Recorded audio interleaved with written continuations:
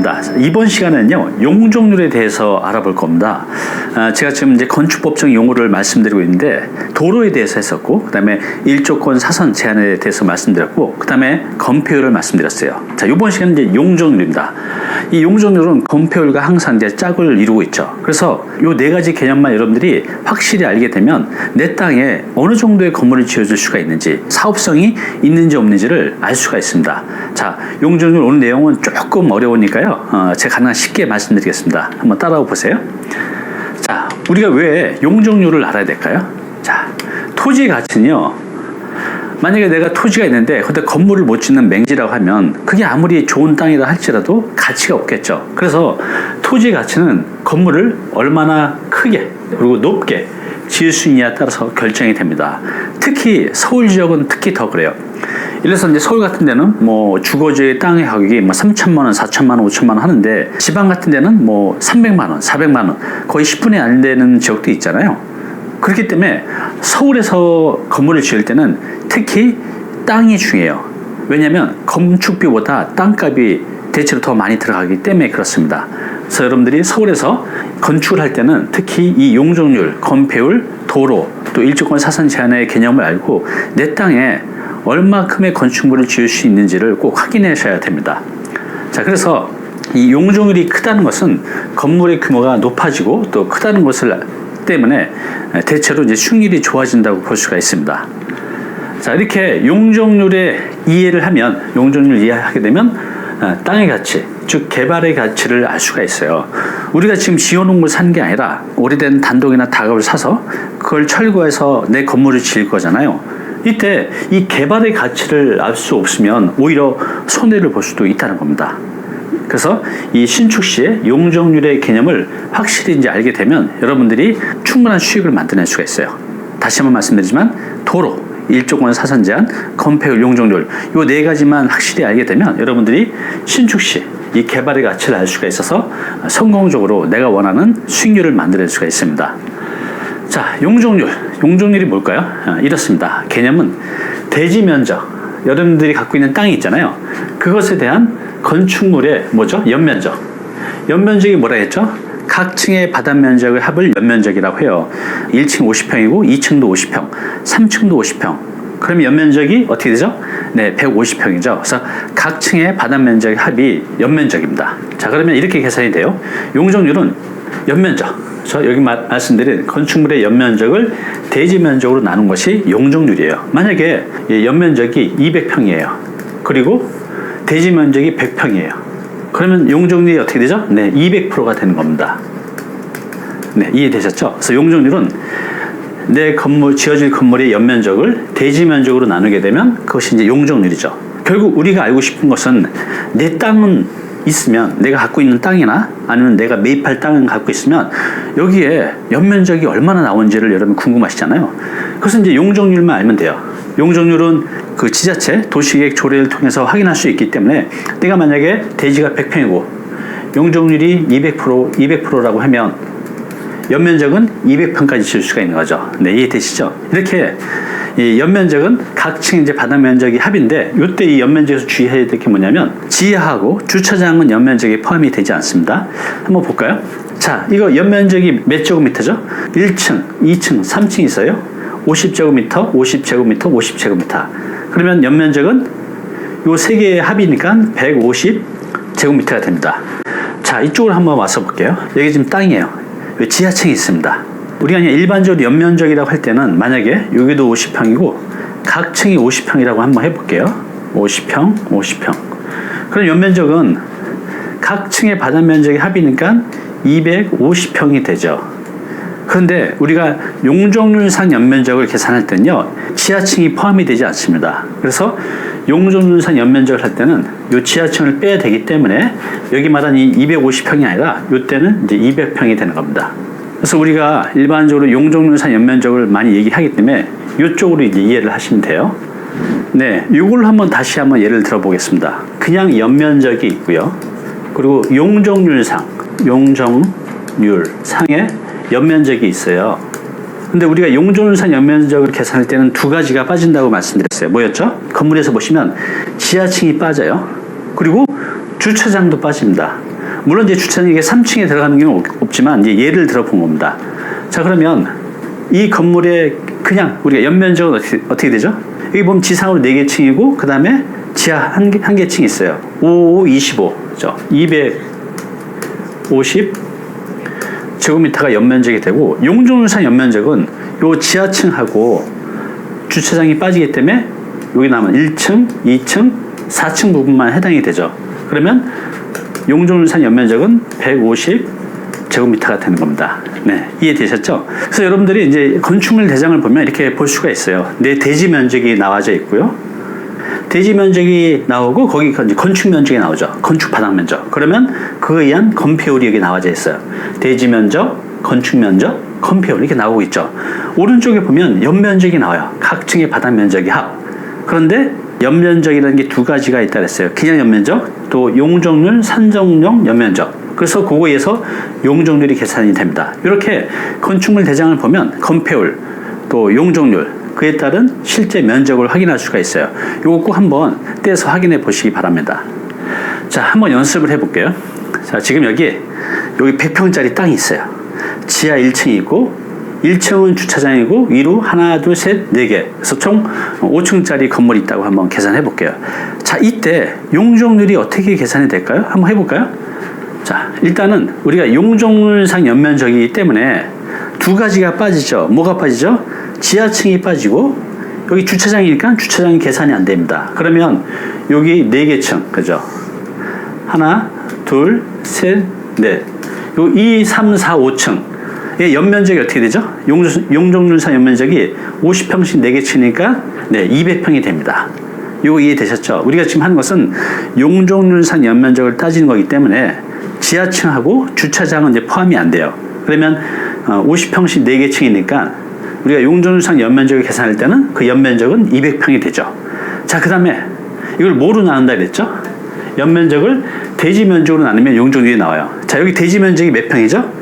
예, 100평입니다. 그래서 100평으로 나누게 되면 요게 200%. 보통 우리가 서울시 제2종 일반 주거 지역의 용적률이 200%잖아요.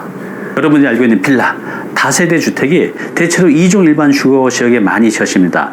근데 가서 보시면 대체로 이런 형태로 돼 있어요. 1층에 주차장이 있고 위로 하나, 둘, 셋, 4개 층. 그렇죠. 이렇게 용적률 200%를 이제 거의 다 쓰고 있는 것들이 제2종 일반 주거 지역의 다세대 주택이라고 보시면 돼요. 자, 이해되셨죠? 네. 그럼 이 중요한 용적률 어디서 어떻게 확인할 수 있을까요? 자, 이것은 이제 건폐율하고 비슷한데요. 자, 용적률을 알려면요. 지역. 내가 살고 있는 지역과 그리고 내가 땅의 용도 지역을 알면 돼요. 이렇게 하면 내가 알고 싶은 그 지역의 용적률을 알 수가 있습니다. 자, 그러면 용도 지역은 어떻게 확인할 수가 있죠? 네, 여기 보시면 토지 이용 계획 확인할 때 보면 용도 지역이 무엇인지가 알 수 있어요. 주거 지역인지, 상업 지역인지, 공업 지역인지 이렇게 정확하게 용도 지역을 확인할 수가 있어요. 자, 그 다음에 지역을 알아야 한다 했잖아요. 저 여러분들이 살고 있는 지역, 또 여러분들이 살려는 구입하려는 그 땅의 그 지역을 알면 그 용적률을 확인할 수가 있는데 그 용적률은 그 지역의 도시계획 조례로 확인하실 수 있습니다. 각 지역마다 건폐율 용적률이 다 달라요. 서울 다르고 부산 다르고 대구 다르고. 그래서 여러분들이 용도 지역은 토지이용 계획학원을 떼서 확인할 수가 있고 용적률은 그 지역, 여러분들이 살고 있는 지역, 또 여러분들이 구입하려는 그 땅의 도시계획 조례를 통해서 확인할 수가 있습니다. 네, 그래서 서울은 서울 도시계획 조례, 인천은 인천의 도시계획 조례, 또 청주는 청주시의 도시계획 조례를 통해서 확인할 수가 있는데요. 이제 서울시 같은 경우는 서울시 법무행정 서비스를 통해서 확인할 수가 있습니다. 자, 이렇게 보시면 돼요. 네이버에서 이렇게 검색하시면 됩니다. 서울시 법무행정 서비스. 여기 바로 나오잖아요. 자, 요걸 이제 클릭을 딱 하면 요런 이제 화면이 나옵니다. 요 화면에다가 여기 검색창에다 도시계획 조례라고 쓰시고 이제 검색을 하시면 이렇게 나옵니다. 그죠? 서울시 도시계획 조례. 그래서 이걸 이제 클릭을 하시면 이런 화면이 나와요. 여기 보시면 용도 지역 안에서의 용적률. 그래서 용적률을 우리가 확인할 수가 있는데 보통 여러분들이 가장 많이 짓게 될 땅이 보통 제1종, 2종, 3종 일반 주거 지역이에요. 자, 여기 이제 서울입니다. 그럼 서울은 1종은 용적률이 150%고 2종은 200%, 3종은 250%. 또 참고로 준주거 지역은 400%. 그래서 이쪽으로 갈수록 용적률이 커지죠. 그 말은 뭐냐면 땅값도 더 비싸진다는 뜻으로 이해하시면 됩니다. 왜냐하면 건물을 높이 지을 수 있는 땅이니까 당연히 더 비싸겠죠. 상업지역 땅이 그래서 비싼 거잖아요. 자, 이렇게 여러분들이 알고 싶은 지역의 용적률을 확인해 보시면 됩니다. 네, 그러면 이 용적률, 왜 이 규제를 만들었을까요? 그냥 내 땅에 높이 지으면 참 좋은데. 자, 근데 내 땅만 생각하면 그렇게 하면 좋은데 이게 도시가 뭔가 균형을 이뤄야 되잖아요. 자, 저번에 건폐율에 대해서 이제 말씀드렸잖아요. 그래서 건폐율은 바닥 면적을 제한하는 겁니다. 무조건 내가 짓고 싶은 대로 100평에 100평을 다 안 치는 게 아니라 뭐 60평, 50평 이렇게 이제 제한이 있다 그랬죠. 왜 그렇죠? 그래야만 조망, 또 통풍, 또 화재가 났을 때 소방차가 들어올 수 있잖아요. 그래서 우리의 공공성을 위해서 이 건폐율은 반드시 필요하죠. 제한을 두는 게. 근데 용적률은 높이를 제한하는 겁니다. 건폐율은 수평 바닥 면적을 제한하는 거지만 용적률은 그 건물의 높이를 제한하는 겁니다. 왜냐하면 여기 보신 것처럼 각 용도 지역마다 그 성격이 다르기 때문에 그래요. 예를 들어서 주거지역에 상업지역처럼 막 건물 50평짜리 막 100층짜리를 진다고 하면 도시의 균형이 깨지겠죠. 그래서 그 용도 지역에 맞게끔 그 건물의 높이를 규제를 하는 겁니다. 자, 용적률 활용 사례 한번 볼게요. 자, 서울시입니다. 서울시 마포구에 내가 60평짜리 땅에다가 다세대 주택을 신축하려고 해요.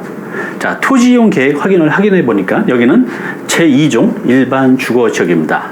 자, 그러면 여기는 용적률상 연면적은 어떻게 될까요? 계산할 수 있으시겠어요? 네, 한번 같이 볼까요? 이렇게 합니다. 자, 서울시 건축 조례를 확인해 보니까는 그러니까 제2종 일반 주거 지역의 용적률은 어떻게 됐죠? 네, 200%입니다. 그러면 건축 연면적은 요 60평에다가, 그죠? 여기 아까 60평입니다. 60평에다가 용적률 200%를 곱하면 120평. 그래서 용적률상 연면적은 120평까지 지을 수가 있는 겁니다. 이해되셨죠? 네, 하나 더 볼게요. 내가 지금 주거지역에 60평짜리 땅이 있어요. 여기다가 다세대 주택을 지으려고 합니다. 자, 이때 2종 일반 주거지역 땅이 있고 또 3종 일반 주거지역 땅이 있어요. 근데 아까 보면 용적률이 3종이 더 높았죠. 여기 서울시 같은 경우는 용적률이 2종은 200%고요. 3종은 어떻게 됐었죠? 네, 250%입니다. 건물을 더 높이 지을 수 있다는 뜻이죠. 그래서 일반적으로 2종 땅보다 3종 땅이 더 비싸긴 합니다. 자, 그럼 여러분들은 60평짜리 땅을 갖고 있을 때 2종에 지으시겠어요? 3종에 지으시겠어요? 자, 일반적으로 보면 3종이 더 좋아 보입니다. 그런데 꼭 그렇지는 않습니다. 자, 여기 보시는 것처럼 여긴 제2종 일반 주거지역 땅이고요. 여긴 제3종 일반 주거지역 땅입니다. 똑같이 대지 크기는 60평이에요. 자, 여기다 다세대 주택을 지으려고 합니다. 어디가 더 좋아 보이나요? 네, 이때는 건폐율과 용적률을 함께 봐야 돼요. 당연히 용적률만 본다고 하면 3종 땅이 더 좋아요. 왜? 250%니까 50%를 더 지을 수가 있는 겁니다. 그럼 3종이 좋을까요? 아니요, 꼭 그렇지가 않습니다. 왜냐하면 건폐율을 같이 봐야 되기 때문에 그래요. 자, 제2종 일반 주거지역은 건폐율이 몇 프로였죠? 네, 60%입니다. 그리고 제3종의 건폐율은 기억나시나요? 네, 50%예요. 이 3종은 용적률은 2종보다 높지만 건폐율은 50%고 여긴 60%니까 제2종이 건폐율은 더 높아요. 그죠? 요거 이해되셨죠? 자, 그러면 내 60평짜리 땅에다가 최대로 건물을 앉힐 수 있는 평은 66이 36이니까 36평까지 앉을 수가 있죠. 36평, 36평, 36평, 36평. 보통 이제 다세주택을 짓게 되면 이렇게 하면 용적률이 200%니까 120평이 넘잖아요. 그런데 여기서 이 6평 같은 경우는 발코니를 확장하기 때문에 실제 연면적은 더 커집니다. 어쨌든 간에 이렇게 해서 이제 4개 층을 이제 지을 수가 있죠. 바닥 면적 36평 정도 되는 것을. 근데 여기 보시면 여기 용적률이 250%지만 건폐율은 50%예요. 그래서 바닥 면적이 이 60평의 절반인 30평까지만 지을 수가 있는 거죠. 그러면 여기는 36평으로 지는데 여기는 30평으로 지으시니까 건물이 더 작아지는 거죠. 그리고 다세주택은 어차피 4개층밖에 못 쳐요. 그래서 일반적으로 여러분들이 주거지역에 이런 다세주택을 지을 때는 3종 땅보다 이런 3종 땅보다 2종 땅이 유리한 경우가 더 더 많이 있습니다. 그래서 여러분들이 건폐율과 용적률을 함께 해서 계산을 해야 됩니다. 네, 하나 더 해볼게요. 자, 내가 지금 60평짜리 땅이 있어요. 여기다 좀 오피스텔을 지으려고 합니다. 자, 그럼 이럴 때 여러분은 제2종 일반 주거지역 땅이 좋으시겠어요? 준주거지역 땅이 좋겠어요? 네, 이것은 딱 정해진 거 없지만 상황에 따라 달라집니다. 2종 땅의 가격, 준주거지역 땅의 가격을 비교해서 봐야 되는데 한번 이렇게 가정을 해볼게요. 자, 내가 70평짜리 땅을 갖고 있어요. 자, 그 지역에 2종 일반 주거지역의 평당 가격이 2천만 원입니다. 그리고 준주거 지역의 땅은 3천만 원이에요. 자, 이럴 경우 어디가 더 사업성이 좋을까요? 조금 어렵죠. 자, 그러면 다시 한번 볼게요. 자, 서울시의 제2종 일반 주거지역의 용적률은 200%입니다. 그리고 준주거지역의 용적률은 400%예요. 네, 2배 더 높이 지을 수 있는 땅이 이제 준주거지역 땅이죠. 그래서 일반적으로 더 비쌉니다. 그래서 여기는 평당 2천만 원이면 여기는 평당 3천만 원. 네, 그럼 이때 제2종 일반 주거지역 땅에 오피스텔을 짓는 게 더 좋을까요? 아니면 준주거 지역에 오피스텔을 짓는 게 더 좋을까요? 감이 오시나요? 한번 볼까요? 자, 만약에 제2종 일반 주거 지역에 내가 오피스텔을 짓는다고 하면 용적률이 200%잖아요. 그러면 연면적은 요 70평, 땅 70평에 200%인 140평까지 질 수가 있죠. 그러면 35평, 35평, 35평, 35평, 이제 140평. 4개층까지 질 수가 있어요. 자, 그런데 준주거 지역의 땅에서는 용적률이 400%니까 저기 이제 4층을 짓지만 여기는 4층에서 여기 이제 8층 건물을 지을 수가 있고요. 여기 이제 4층 건물입니다. 자, 이렇게 보면 어떤 게 더 건물이 커 보이죠? 네, 이게 더 큽니다. 땅의 가격의 차이가 있는 만큼 건물의 규모도 달라지죠. 자, 그러면 어디다 짓는 게 더 좋을까요? 땅값은 당연히 준주거 지역 땅이 비쌉니다. 자, 그러면 이제 정리를 해보겠습니다. 자, 내가 이제 70평짜리 땅을 똑같이 갖고 있는데 2종 일반 주거 지역은 평당 2천만 원이에요. 준주거는 평당 3천만 원. 자, 이때 우리가 알아야 될 게 용적률 100%당 땅의 가격을 아는 게 중요한데요. 자, 여기 평당 2천만 원이에요. 근데 제2종 일반 주거 지역의 용적률은 200%잖아요. 그럼 나누기 2를 하면 용적률 100%당 얼마죠? 네, 1천만 원이죠. 여기가 2종이 용적률 200%니까 용적률 100%당 가격은 1천만 원이에요. 이거 이해되시죠?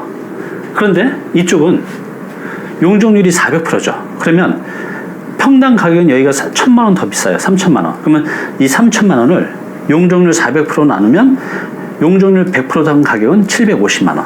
그죠? 결국 우리가 건물을 지을 때는 용적률 100%당 가격이 얼마인지를 계산하는 게 중요한데 이렇게 보시면 당연히 여기는 용적률당 1천만 원이지만 여기 용적률당 750만 원이니까 내가 땅을 더 싸게 사는 거잖아요. 더 싸게 사서 건물을 더 높이 지을 수 있으니까 이럴 때는 준주거 지역에 건물을 짓는 게 좀 더 유리합니다. 이해되셨죠? 그래서 어디가 좋다 안 좋다가 아니라 이제 상황에 따라 다른 겁니다. 이 평당 가격이 얼마인지를 보고 실제로 내가 건물을 지었을 때 사업상이 어디가 더 좋은지를 계산하는 게 여러분들이 꼭 해야 될 숙제입니다. 그래서 지금 용도 지역에 따라서 내가 용적률을 얼마만큼 활용할 수 있는지, 그래서 그 땅의 가격을 알고 용도 지역을 알면 이렇게 두 가지를 비교해서 어디가 더 사업성이 좋은지를 알 수가 있어요.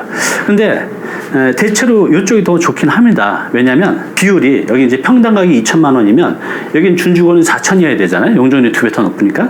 근데 꼭 그렇게 되진 않아요. 이렇게 2천만 원일 때 여기 3천만 원 땅들이 있는데, 그렇기 때문에 용적률이 높은 곳이 일반적으로 주거지역 땅보다는 사업성이 더 좋은 경우가 많이 있습니다. 그렇지만 여러분들은 대체로 주거지역 땅에서 많이 하실 거예요. 그래서 주거지역에서 비교적 싸게 나온 좋은 땅을 사서 잘 건물을 지으면요, 여러분들이 원하는 목표를 이루실 수 있을 겁니다. 네, 아직 끝이 아닙니다. 제가 끝마치려고 했더니 주의사항을 말씀 안 드렸어요. 자, 용적률에 대한 주의사항 3가지 말씀드리고 마치도록 하겠습니다. 자, 첫 번째는요, 용적률이 높아도 그 높이 제한이 있는 곳이 있어요. 여러분들 토지 이용 계획 확인해 보면 분명히 내가 준주거인데 예를 들어서 용적률이 400%예요. 근데 거기 높이 제한이 5개층 아니면 20m 이렇게 높이 제한이 있는 곳이 있기 때문에 내가 원하는 용적률을 다 못 쓸 때가 있어요. 그래서 반드시 높이 제한이 있는 그 부지인지 땅인지를 반드시 확인하셔야 됩니다. 두 번째는요, 내가 지으려는 이 건물이 용적률을 모두 다 확인할 수 있는 곳인지 확인을 해야 돼요. 만약에 한번 생각해 보세요. 여러분들이 상업지역 땅이 얼마나 비쌉니까? 근데 거기다가 내가 다세대주택을 지으려고 해요. 근데 다세대주택은 4개층까지만 지을 수 있어요. 그렇게 되면 그런 용도 지역에서는 그런 다세주택을 짓는 게 의미가 없죠. 그건 손해죠. 그래서 내가 지으려는 건물이 그 용적률을 다 활용할 수 있는 그런 부지인지를 꼭 확인하시고요. 마지막으로 용적률이 높으면 땅값도 비쌉니다. 아까 보셨듯이 2종 일반 주거지역보다 준주거 땅이 훨씬 더 비싸요. 그래서 내가 개발하려는 그 땅의 용도, 또 땅의 그 용적률에 비례해서 개발 가치가 있는지를 꼭 확인하셔야 됩니다. 자, 이게 조금 어려운 내용인데요. 이것은 제가 다양한 이제 사례를 통해서 사업성이 있는지 없는지를 어떻게 확인하고 또 계산하는지 자세히 알려드리겠습니다. 자, 오늘 수업 여기서 마치겠습니다.